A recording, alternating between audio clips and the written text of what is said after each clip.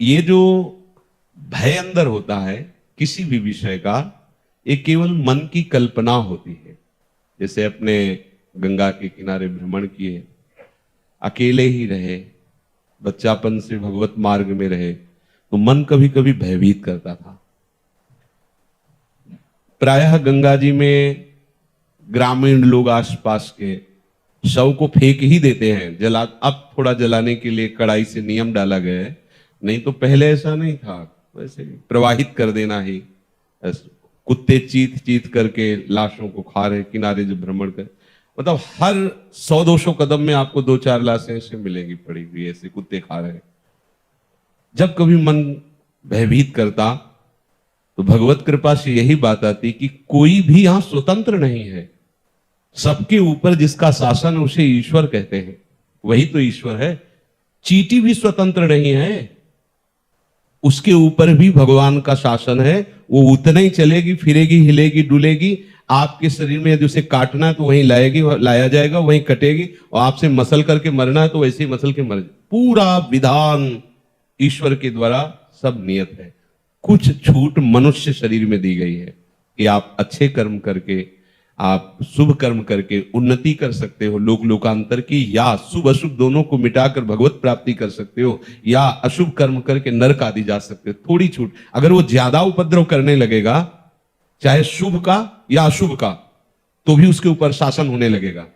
अगर शुभ का अधिक होने लगा तो देवता विघ्न डालने लगेंगे कि हमसे आगे ना बढ़ जाए, और अशुभ का हुआ तो उसे शासन में लिया जाएगा। पूरी सृष्टि को त्रास नहीं दे सकता, क्योंकि ईश्वर उसका, तभी तो भगवान विविध प्रकार के अवतार लेकर के उनका विनाश करते हैं।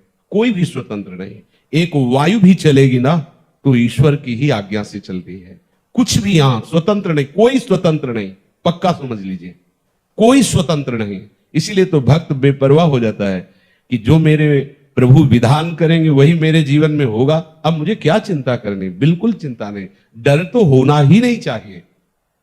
जहां कहीं भी हमें डर लगा है तो हम पहले अपने डर की निवृत्ति की। जैसे हमारे मन ने डराया है कि ये खंडहर है, गंगा का किनारा है, पास में श्मशान, इसमें भूत रहते होंगे, यहां मत रुको। हम वहीं जाके रुके थे। नाम जप करते हुए जब मन भयभीत करता तो कहते हम देखेंगे कौन भूत आता है, कौन परेशान। कुछ केवल मन की एक कल्पना है।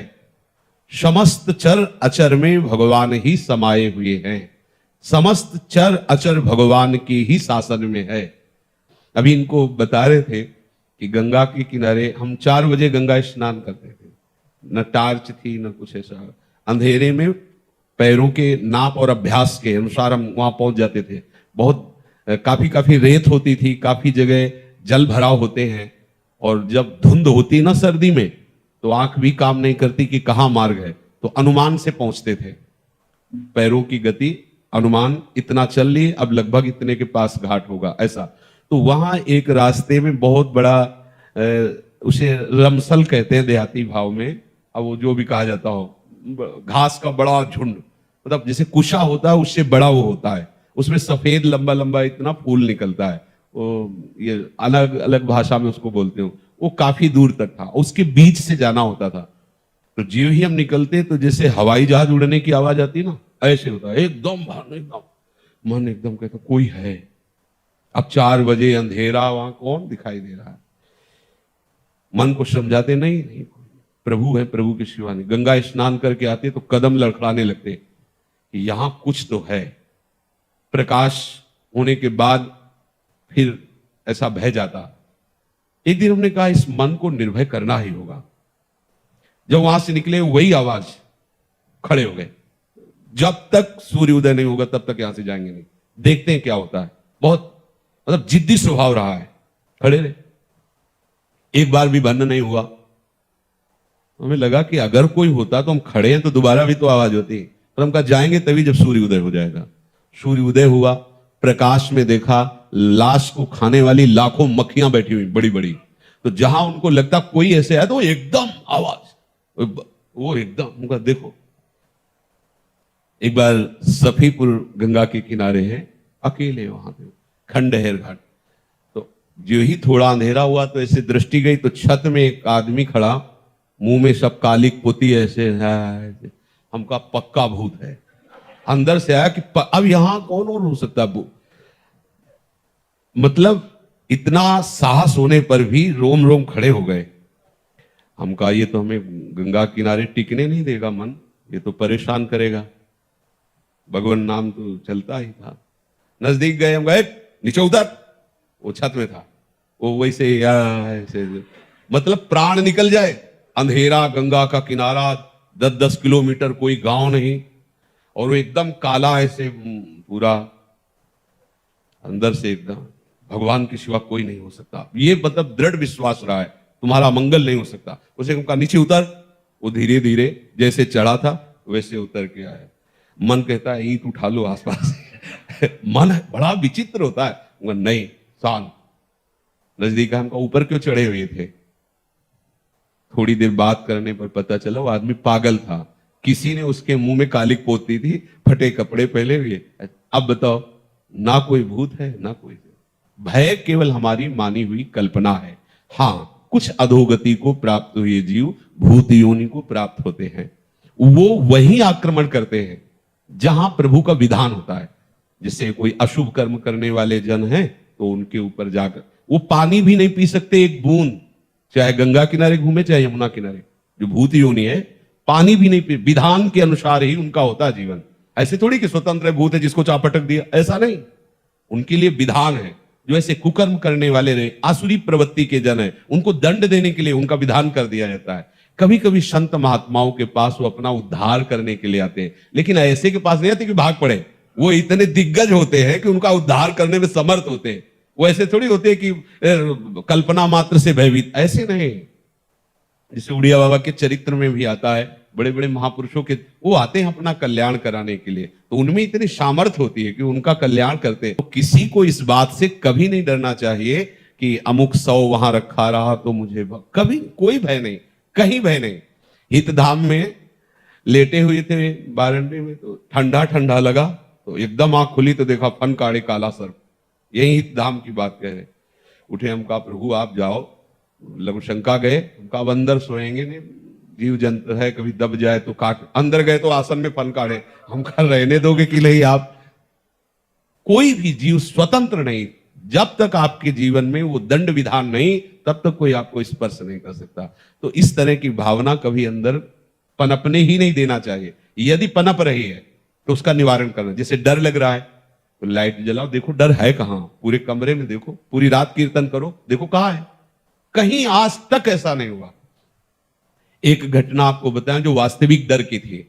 शेनपुर में थे, तो वहां का एक माना हुआ हिंसक जो अच्छे अच्छे खड़े होकर उसका स्वागत करते थे, हमें पता नहीं था।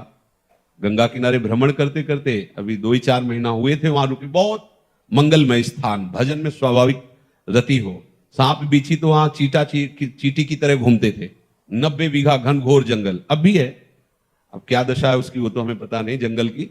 गंगा जी नीचे से बह रही, तो एकदम जो प्रधान गेट था, श्री स्वामी मग्नानंद सरस्वती जी की तप स्थली, प्रधान गेट के पास बैठे हुए थे 2-4 वयोवृद्ध जन, ऐसे प्रश्न कर रहे थे, ऐसे भगवत चर्चाओं। वो मोटरसाइकिल से आया और वहां उस गेट से कोई जूता या वाहन अंदर नहीं जाते थे, पर वो जूता पहने वैसे। तो स्वाभाविक जो वहां की नियम पद्धति थी उसके भाव से प्रेरित होकर हमने कहा भाई कैसे। वहां जो बैठे हुए थे वो तो कुछ नहीं बोले। हम कहा ये जूता पहनकर आप मोटरसाइकिल से अंदर जा रहे हैं, बाबा सरकार की तपा स्थली है, उचित नहीं है। और बाई तरफ ऐसे देखा, गाड़ी वहीं खड़ी की, चला गया जो भी जैसा, जूते पहने ही। फिर वापस आया, हम कहा भाई गाड़ी यहां स्टार्ट नहीं होगी, बाहर ले जाके स्टार्ट करो गाड़ी। हम भाव कहा था कि यहां स्टार्ट मत करना, बाहर ले जाओ। वो स्टार्ट ही नहीं हुई, प्रयास किया नहीं स्टार्ट हुई। मतलब हम कोई सिद्ध नहीं, वो घटना घटनी थी। अब वो हमारी तरफ बड़ी गुस्सा से देखता हुआ चला गया। अब जो वहां लोग बैठे थे उनका पता है महाराज ये 10 लोगों को हसिया से काट चुका है, बहुत क्रूर हिंसक है। भाई आपकी तरफ देख रहा था, मुझे डर लग रहा है कि यहाँ रात्रि में कोई नहीं टिकता था। एक पंजीरी बाबा थे बूढ़े और एक हम थे, वहां कोई नहीं टिकता था रात्रि में, बड़ा भयावह था। हमारे मन में भगवान रक्षक हैं, हमने कोई अहित नहीं किया, कोई अमंगल नहीं किया। एक सिद्धांत की बात उसको बताई। सुबह गंगा स्नान करके विशाल अशोक का वृक्ष, उसके नीचे हम पद्मासन लगाए बैठे हुए थे। तो पत्तों में जो पैरों की खरखराहट होती ऐसा सुनाई दिया कि कोई नजदीक आ रहा है। तो आंख खोली, देखा वही व्यक्ति। एक बार तो मन बड़ा विचित्र होता है, एक बार तो ऐसा लगा, फिर आंख खोल के बैठ गए। सामने आया, उसने कहा पहचाना? हम कहा आप वही हैं जिनको कल हमने रोका था कि आप है। बोले मुझे जानते हो? तो हम कहा आपको तो नहीं जानते, लेकिन आप हमें नहीं जानते होंगे। भगवत आवेश में हो गए एकदम। हम कहा आप हमें नहीं जानते होंगे। तो उसने पहले चाकू निकाली और रखा, बोले इसको जानते हो? कहा जान। फिर पिस्तौल निकाली, ऐसे रखा, बोले इसको जानते हो? हम कहा हमारे पास कमंडल रखा था, ऐसे खोला और गंगा जल। हम कहा इसको जानते हो? हम कहा केवल हम और तुम है, वृंदावन में है, एक शब्द का मिस्टेक ले। हम कहा केवल हम और तुम है, तुम्हारे पास अस्त्र है और सुना है तुम हिंसक स्वभाव के हो, तुम अपना प्रयास करके देख लो। एक बार हम अपना प्रयास करेंगे, गंगा जल केवल है, आप करके देख लो। और इस समय तो बहुत हल्के से बोल रहे, उस समय जो भगवत आवेश से बोले, वो थोड़ी देर में अपने वो यंत्र तंत्र उठाए और भागते नजर आया। हमारे पास भगवान का बल है, कैसे कोई ऐसे कैसे? उनकी इच्छा है तो कुछ भी हो सकता है। अगर उनकी इच्छा नहीं तो प्रभु प्रहलाद जी के ही केवल नहीं है, प्रभु हम सबके हैं। आप इस बात के साक्षी हैं, साथ में थे, गिरिराज जी से आ रहे थे उसमें डिवाइडर, उसमें गाड़ी चल गई, ड्राइवर सो गया, गाड़ी ऐसे एकदम ऐसे, फिर एकदम जगह, एकदम उस समय एकदम जोर से कहा राधे श्याम, तब वो एकदम जगह और रुका। बस उतर के यही कह रहा था कि जिंदगी में हमसे पहली बार गलती हुई। ये लोग भी थे, ना पीछे कोई गाड़ी थी ना गाड़ी पर। हर समय प्रभु कैसे दुलार करते हैं, कैसे रक्षा करते। ये नहीं कि हमारी, आप सबकी भी, पर आप जितना अन्य आश्रय लिए होंगे, अन्य बल लिए होंगे तो आपको अनुभव नहीं होगा। नहीं, प्रभु की वाचिक शरणागति भी कोई ले ले तो प्रभु उसे स्वीकार कर लेते हैं। और उसे एक से तो हुई ना, वाचिक वचन से ही, धीरे धीरे चेष्टाओं से, धीरे धीरे मन से हो जाए। अभी लोगों से वहां पीछे बैठ के बात कर रहे थे कि देखो हमारी उपासना में जो हम देख पा रहे हैं, इसमें गले पड़ जाना है, बस गले पड़ गए। हम कैसे हैं, हमसे क्या होगा, ये सब छोड़ो, गले पड़ गए। अब आप जानो, आपका काम जाने। जो हम मस्ती हमें आज प्राप्त है हरिवंश प्रताप से, वो मस्ती मुझे जीवन में बड़ी बड़ी साधना, कठोर नियम लेने पर भी नहीं प्राप्त हुई। वर्षों अन्न नहीं पाया, वर्षों अन्न नहीं पाया। आलू गुड़ जो भी जैसे मिला उससे उदर पोषण, भजन परायण, लेकिन वो विश्राम नहीं मिला। बस ऐसे जैसे यंत्र में चढ़ा हुआ कठपुतली नाचता रहता है, वैसे मेरे स्वामी मुझे नचा रहे। क्या करवाना है, क्या करवा रहे हैं, ये वो जाने, उनका काम जाने। पर आज हमें ऐसा विश्राम है जैसे बाहर से नौकरी करने पर अपने घर आए और फिर आराम से अपने परिवार में नहीं सुखपूर्वक रहता है, ऐसे हमें लाडली जी की शरणागति से, वृंदावन धाम से मुझे ऐसा विश्राम मिला है। अब कोई परवाह नहीं रहेगी, न जीने की, न मरने की, न साधना की, न सिद्धि की, न दुर्गति की, न सदगति की। एकदम फ्री, एकदम फ्री। और उसका हम परिणाम देखते चले जा रहे हैं। जो 10,000 वर्ष साधना करने पर लाभ नहीं मिलता था, वो ऐसे ऐसे ऐसे दे रही हमारी लाडली। प्रगट में प्रमाण भी तो होना चाहिए, हम देख रहे हैं, प्रमाण देख रहे हैं, बस इनके गले पड़ जाओ। हमें तो लगता है कि अब आपके अंदर कोई प्रश्न नहीं होना चाहिए। जो प्रश्न करता जन है, या तो शरणागत हो जाओ या फिर कुछ करो। कुछ करने लायक हो नहीं तो शरणागत हो जाओ। फिर अब तुम्हारा प्रश्न नहीं होना चाहिए। हम श्री जी के आश्रित हैं, श्री जी के भरोसे हैं, श्री जी के ही अधीन हैं। अन्य कोई आश्रय नहीं, अन्य कोई भरोसा नहीं, अन्य कोई बल नहीं। तो आप फिर लिख लो, आपको निश्चित श्री जी की प्राप्ति होगी। यहां तो एक एक पावर ही पावर। पूज्य श्री राधा बाबा जी ने अपनी वाणी जी में लिखा है, वहां एक पोस्टर में हम लगाए थे हित धाम में, कि वृंदावन की रज का एक कण भी यदि शरीर से स्पर्श हो रहा है या मुख में डाल दिया गया है, वो निश्चित प्रिया प्रीतम को प्राप्त होगा। पूज्य श्री राधा बाबा और भी रज की महिमा अन्य शास्त्रों में, यहाँ की वायु, यहाँ तो बहुत से ऐसे महामहिम है जो हमारी दुर्गति होने ही नहीं देंगे हमें श्री जी के। यहाँ किसी भी, ना तो जय विजय भगवत पार्षद का प्रवेश है और ना यमदूतों की तो बात ही क्या है। यहाँ श्री जी की सखियां लेने आती हैं। जैसे शरीर पूरा हुआ ना तो सखियां आती है, प्रियाजू की सहचरियां, और वहां श्रृंगार होता है। नवीन सहचरी को प्रियाजू स्वयं श्रृंगार करती है और अपनी नित्य सेवा में से ले ले। इसीलिए आप लोगों से प्रार्थना करते हैं, ऐसे बस रहो। अपना शब्द केवल लाडली जू के लिए रहे, अपना शब्द कहीं नहीं होना चाहिए, बस इतनी खास बात है। अपना शब्द को बचा लीजिए। अगर अपना शब्द बचा के श्री जी को दे दिया है तो अवगुण करे समुद्र सम, गनत न अपनो जान, गनत न अपनो जान। बस ये अपनापन दे देना लाडली जी को। हम जैसे भी लाडली जी के सिवा हमारा कोई नहीं है। क्या प्रश्न, क्या प्रश्न, तुम क्या करोगे? कुछ कर सकते हो? नहीं, तो बस हो के बैठे रहो, सुनते रहो, देखते रहो, क्या परोसा जा रहा है पाते रहो, आनंद मगन। आनंद की भी भूमिकाएं होती है। जो श्री जी के चरणारविंद से आनंद रस धारा बहती है, वो न देवैर ब्रह्मादेर न खलु हरि भक्तैर न सुहृदा। स्पष्ट, न देवैर न ब्रह्माद्यैर न खलु हरि भक्तैर न सुहृदा। वो अजस्र प्रेम धारा केवल केवल आश्रित जनों के ऊपर बरसती है। महाप्रभु ने कहा, दूरादपाश सृजनान सुखमर्थ कोटिम सर्वेषु साधन वरिष्ठ चिरम निराशा वर्षंत में सहजाद्भुत सौख्य धाराम। श्री राधिका चरण रेणु सहजाद्भुत सौख्य धाराम। वो हम देख रहे हैं। आप बिल्कुल परवाह मत कीजिए, लेकिन आप स्वतंत्र भी मत होइए, अधीन रहिए। अखिल लोकों के स्वामी प्रभु हमारे श्री जी के अधीन रहते हैं। हमारे माई श्यामा जी को राज जाके अधीन सदा ही सांवरो। कैसे अधीन? बोले बचन अधीन सदा है। कुछ कहने की जरूरत नहीं है कि हमें कितना अधीन होना चाहिए। देखो हमारे प्रभु स्वयं दिखा रहे हैं। श्री जी के चरणों में हर समय प्रणत रहते हैं श्री लाल जी। महाप्रभु हित सजनी स्वरूप से कह रहे, छाड़ी दे माननी मान मन धरिबो। पहला शब्द है प्रणत। और है कैसे? सुंदर सुघर। और है कौन आपके? प्राण वल्लभ। और प्रतिपल लावण्य की ऐसी नवीनता की नवल, आप उनसे मान कर ले। प्रणत सुंदर सुघर प्राण वल्लभ नवल बचन आधीन सो इतोकत करियो। लाडली जी, इनसे ठीक नहीं है मान करना, क्योंकि आप देख लो ना, हमारे हृदय में जब प्यारी जी और प्यारे जी के सिवा अन्य कहीं कोई क्रिया नहीं रहेगी, कोई कर्तव्य नहीं रहेगा, कोई व्यक्ति नहीं रहेगा, कोई बल नहीं रहेगा, तो आप निकुंज जाने के लिए कमर कस लीजिए, आप पहुंच जाएंगे। हमारी बात मान लीजिए। हम क्रिया पक्ष में नहीं बोल रहे कि आप ऐसा कीजिए तो निकुंज पहुंच जाएंगे। प्यारोडुम क्षमते न यच्छि सुखादि नाम तो यह ध्यानगम। तुम क्या हो? हम कह रहे हैं ऐसे की बात।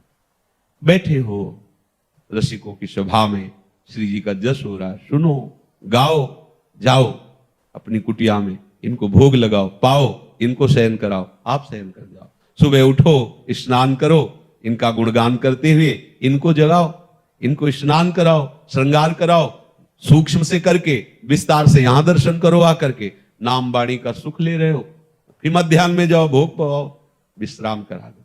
देख लो आपको क्या गति प्राप्त होती है। इधर उधर ना कोई प्रश्न करने की जरूरत है, ना भटकने की जरूरत है। एक ऐसी गले पड़ने वाली दिनचर्या बना लो, प्रिया जू के गले पड़ जाओ। अब तो आपको स्वीकार करना ही पड़ेगा बस। और वो अति उदार भी सुंदर, करुणा कर उदार राखत कछु नसार। कैसे तुम्हें बताए, कुछ बोलने लायक ही नहीं। श्री जी की जैसी करुणा वर्षी, अनंत जन्मों में यदि हम जो साधनाएं कर रहे थे करते रहते तो हवा भी ना लगती।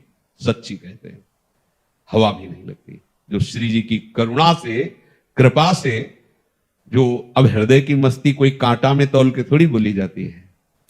न मरने की परवाह है, न जीने की चाह है, न कोई साधन की परवाह है, न कोई सिद्धि की चाह है। काल भय प्राण में, प्राण भय काल में, ही में न जाली परे कान है कि प्राण है। कैसे तुम्हें बताए? बस इनके आश्रित रहो, इनके आश्रित रहो। समत सत्संग अन्य आश्रय त्याग कराने के लिए है।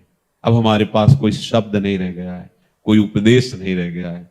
बस गोरे चरणारविंद का भरोसा, उनकी ठसक, और वो गति वृंदावन में बैठ के कह रहे हैं, वादा करते हैं, वो गति जो ब्रह्मादि भी याचना नहीं कर सकते। पाने की बात जाने दो, याचना नहीं कर सकते। संभाव्योपि बिरंचि नारद शिव स्वयं भुआ देव, या संभावना नहीं कि वो ऐसी याचना कर दे। इसलिए बात मान जाओ, ऐसे हो जाओ, ऐसे हो जाओ, मनमानी छोड़ दो। कितने दिन जियोगे, कितने दिन भोगोगे? अभी तक तृप्ति नहीं हो पाई तो कितने दिन भोगोगे? और उद्दंडता कर लो, थोड़ा घुटने टेढ़े होंगे तब फिर घुटने के बल आ जाओगे, शायद तब आपकी बुद्धि स्वीकार करने योग्य ना रहे, इसलिए मान जाओ, ऐसे हो जाओ लाडली जी से। होए अधीन संग ही संग डोले, जो ऐसे हो जाता है ना। एक बार सदगुरुदेव भगवान बहुत प्रसन्न मुद्रा में थे, सायंकालीन चतुरासी जी का पूरा गान करके प्रसन्न मुद्रा में बैठे थे। तो अवसर देखा उनका, महाराज जी मन में एक बात आती है, डर भी लगता है कहीं आप डांट न दें, पर यदि आप कहें तो हम पूछें। ऐसे बहुत प्रसन्न, तो पूछा, महाराज जी आपको श्री जी के दर्शन हुए? शुरुआत की बात करें। थोड़ी देर गुरुदेव बैठे रहे, आंखों से आंसू बहने लगे और कहा, दर्शन क्या, उनसे कभी एक सेकंड के लिए अलग हम जी ही नहीं सकते। गुरुदेव भगवान ने कहा, एक क्षण हम कभी श्री जी से अलग जी नहीं सकते। फिर गुरुदेव के पास एक छोटा सा बक्सा था, जब उस कुटिया से महाराज जी प्रस्थान किए दूसरी, तो वो बक्सा हमारे हाथ लग गया और उसमें महाराज जी के हाथ की डायरी थी। तो महाराज जी को पहला साक्षात्कार श्री जुगल घाट सामने यमुना जी के पावन पुलिन पर रात्रि में हुआ। लालजू बंशी बजा रहे थे, श्री जी नृत्य कर, उसमें महाराज जी ने एक उपासक कह करके उसमें लिखा था, एक रसिक उपासक, ऐसा अपने को संबोध, पर वो महाराज जी के हाथ की राइटिंग, उनकी लिखी हुई चतुराशी जी, और उसमें लिखा हो। तो महाराज जी का एक क्षण के लिए भी कभी श्री जी से अगर विलग हो जाए तो हम जी ही नहीं सकते। जैसा ध्रुवदास जी ने कहा, रही न सकत पल पलकन अंतर, जैसे जल से मीन। गुरु जी ने कहा, चलो गिरिराज जी चलते हैं। बस में बैठे, ऐसे भुजा में भुजा, क्योंकि वहां थोड़ी है कि गुरु जी और शिष्य जी ऐसे, तो बगल में बैठा ला भुजा। आपको सत्य कहते हैं, जितनी देर महाराज जी की भुजा से भुजा ऐसे मिली रही, उतनी देर हम बस में नहीं थे, हम निकुंज में थे। मतलब जब बाहर उतरे, जे ही अलग हुए तो चिंतन रुक गया। महाराज जी की तरफ देखे, महाराज जी आप सदैव ऐसे जुड़े रहिए। अब का कुछ मुस्कुरा दिए। गुरु कृपा जब उदय होती है हृदय में, तो साधन पक्ष को नहीं देखती, आश्रय पक्ष को देखती है, अधीनता देखती है। माला माल हो जाए, बस ये अहंकार भर चूर हो जाए। अधीन होके तो देख लीजिए, बस हम लोग अहंकार से उनकी कृपा को प्राप्त नहीं कर पाते। अहम होने के कारण, मान होने के कारण हम उनके आंतरिक दुलार को नहीं समझ पाते कि वो जहां प्रहार कर रहे हैं वही श्री जी से नहीं मिलने दे रहा। श्री जी की प्राप्ति का उपाय दैन्य है, और हमारा अहम है ना, उसको चूर करना चाहते हैं गुरुदेव। अब जो ही कहें करें हम सोई, आयस लिए चले निज दासी, मन क्रम वचन त्रिशुद्ध सकल मत, हम श्री हित हरिवंश पासी। रात दिन आपका भजन ही माना जाएगा यदि आप आश्रित हो। रात दिन वो भजन जो अविनाशी चिदानंदमय। मान लो निद्रा समाधि स्थिति, सोना आपका समाधि जैसा महान साधन माना जाएगा। आश्रित, वो चलता है तो हर कदम परिक्रमा होती है, जो बोलता है वो हर वाणी उसकी स्तुति मानी जाती है। केवल शरणा, बहुत बड़ा प्रभाव है, इस बात को समझ जाओ। साधनों से श्री जी की प्राप्ति का कहीं आज तक जिक्र नहीं हुआ है। साधन असाधनों के त्याग के लिए है, और आश्रय से श्री जी की प्राप्ति होती है। अब आश्रय लेने में जो आपको बाधा लग रही है, वो अपनापन जहां जहां दिए वही बाधा है।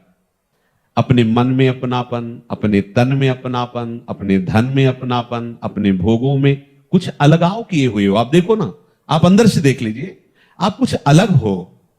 अभी ऐसे नहीं हो कि हमारा भरण पोषण, हमारी एक एक वृत्ति का शासन लाडली जी महाराज से होता है। यह जोरी अविचल वृंदावन, नाहिन आन सुख काज। अगर ये हृदय में तुम डाल लो, बात हृदय में बैठा लो, तो कह रहे हैं श्री विठल विपुल बिहारिन केवल। क्या देख रहे हैं? जैसे दिन जलधर संगाज, जैसे नवीन जलधर में बिजली चमकती रहती है, ऐसे हमारे नेत्रों के सामने प्रिया प्रीतम प्रकाशित रहते हैं। आश्रित, बड़ा आनंद है, कोई टेंशन नहीं, कोई परेशानी नहीं। हम आपसे ये नहीं कह रहे कि आप क्या हो, आप कौन हो, आप कितने हो, ये हमारा प्रश्न नहीं। हमारा प्रश्न है आप किन के हो। धन के हो, तन के हो, मन के हो, किसके हो, परिवार के हो, रिश्तेदारों के हो, किसके हो। एक उपासक हैं जो शरणागत हैं, पर वो पुण्य पर दृष्टि रखे हुए हैं, पुण्य का बल लिए हुए हैं। भैया जब तक पुण्य बल है तो श्री जी से नहीं मिल सकते। शरण निरापद पद रमित सकल अशुभ अर्थात पाप और शुभ अर्थात पुण्य दोनों नाश, दोनों का नाश, शुभ अशुभ दुर्ग विध्वंसी बल तब जयति जयति जग उच्चरे। ये ऐसा थोड़ी मार्ग है। पुण्य बल, मान, यश की चाह, तो उनको हमारी बात समझ में नहीं आई। कभी समझते हैं तो कभी कभी मूर्छा सी आ जाती है, कभी समझ में आता है कैसे चलूं, पर पूर्वाभ्यास वो फिर मूर्छा सी लाके वही आचरण कराता है। ऐसे बिल्कुल ऐसे, ऐसे भी नहीं, बिल्कुल ऐसे, बिल्कुल ऐसे, न पाप न पुण्य, राधा राधा, सीधे राधा, सीधे श्री जी के पास पहुंचोगे। बल है तो फिर हम वादा नहीं करते, और ये बल है तो वादा करते हैं। तुम कैसे हो प्रश्न नहीं है, तुम किनके हो श्री जी को प्राप्त हो जाओगे। मान लो ना, हमें आश्रित हो जाना है। जे हरिवंश उपासक सेवै सदा सेवु ताके चरण विचारी। हमें न ज्ञानी बनना है, ना हमें घोर वैरागी बनना है, ना हमें तपस्वी बनना है, ना हमें त्यागी बनना है, हमें श्री जी के बनना है। श्री जी के आचार्य चरण के लिए सेवक जी के ज्ञान धर्म व्रत कर्म भक्ति किंकर की, बस अपनी लाडली जी से मतलब है। लाडली जी से अपना, उनकी चर्चा सुनना, उनकी गाना, उनके जनों का संग करना, उन्हीं का ही संपूर्ण उच्छिष्ट वस्त्र सब केवल उन्हीं से, बस यही हमारा जीवन है। इसमें क्या परेशानी, इसमें कौन सी न जाति पक्ष है, न विद्या पक्ष है, न पवित्रता का पक्ष है कि भाई आप ऐसे, आप ऐसे, आप जैसे हो वैसे हो जाओ, बस श्री जी मिल जाएगी सहज। और जब साधना पक्ष की बात को हमने देखा और उनके जो सिद्धांत में वर्णन है श्याम श्यामापद कमल संग सिरनायो, इसकी अवहेलना देखी तो देखा है कि उधर का पक्ष जोर होते हुए भी यहां से बाहर हो गए। देखा है, उदाहरण में हमने आपको बताया था। श्री जी बहुत जल्दी रीझ जाते हैं जब उनकी किसी जन का आश्रय लेकर उनकी अधीनता स्वीकार कर ले। क्या अधीनता होगी, उनके वचन, उनके उपदेश, उसके अनुसार चलना। बहुत समझने का विषय है, बहुत समय नहीं रह गया है, कम समय में बड़ा लाभ। अच्छा, इसमें ये हम नहीं कह रहे कि इतनी फीस जमा करो, जो है उसका अपनापन हटा दो, अपनापन हटा के श्री जी के चरणों में दे दोगे। जैसे तुम्हारा अपनापन उधर से हटेगा तो वैसे ही यहां से तुम्हारे हृदय में जो होगा, शायद इसको ही इश्क कहते हो, जैसे कोई दिल को मसला करे, राधा राधा, बस वो एक ऐंठन सी होती है, बस रोना शुरू। इनकी अधीनता से जो मिला है वो किसी साधना से नहीं मिला, और गुरु कृपा से बहुत कृपामयी साधनाएं भई हैं, बहुत कृपामयी। पर अगर आप कहो उस कृपा का ये फल है तो नहीं, उस साधना का फल नहीं है, पक्का तुमसे कहते हैं। अगर साधना का फल वृंदावन वास है तो जितने साधक है सबको वृंदावन वास होना चाहिए ना, ये कृपा का फल है। आपने क्या साधना की, एक छोटी सी बच्ची, एक बच्चे ने क्या साधना की, विचार करो। जिस वृंदावन को हम इतना भटकने के बाद पाया है वो तुम तो तत्काल पा गए हो, तो कृपा से ही तो है ना। श्री राधिका कृपा बिन सबके मन न, कृपा से लाडली लाल अपनी कृपा से अपना परिचय देते हैं, अपनी कृपा से अपना सानिध्य देते हैं, अपनी कृपा से वो दुलार करते हैं। बस आप उनकी कृपा के अधिकारी बनने के लिए अपनापन, बस एक ही शब्द है, केवल यही रहे, अपना कोई ना होना चाहिए, ये हमारी मांग है। ना अपना धन होना चाहिए, ना अपनी तपस्या होनी चाहिए, ना अपना शरीर होना चाहिए, ना अपना मन होना चाहिए, ना अपना कोई रिश्ते नातेदार होना चाहिए। बस वही आचार्य चरण करें, दूरादपास स्वजनान सुखमर्थ कोटिम सर्वेशु साधन वरेश चिरम निराशा। तो आगे देख लो, वर्षंत में सहजाद्भुत सौख्य धाराम, निश्चित निश्चित। ले ना तो कोई भयभीत हो और ना कोई प्रश्न रह जाए तुम्हारे हृदय में। अगर कोई प्रश्न रह गया है तो शरणागति में कमजोरी है आपकी। प्रश्न कैसे, क्या उदय होगा प्रश्न, प्रश्न कैसे, कैसे प्रश्न, प्रश्न की धरा ही खत्म हो जानी चाहिए शरणागत के हृदय से। बहुत बार प्रश्न किए अर्जुन जी ने, तो भगवान ने हर प्रश्न का उत्तर देते गए। तब बोले आप निश्चित बताओ मेरा कैसे परम श्रेय होगा, परम कल्याण होगा। भगवान ने कहा बहुत गुरुहतम बात मैं कह रहा हूं, सर्वधर्मान परित्यज्य मामेकम शरणम ब्रज। शायद अर्जुन जी की भ्रकुट में थोड़ा तनाव आया होगा कि अगर सब धर्मों का त्याग कर देंगे तो अपराध नहीं लगेगा, तो भगवान कह रहे अहम त्वाम सर्व पापेभ्यो मोक्षयिष्यामि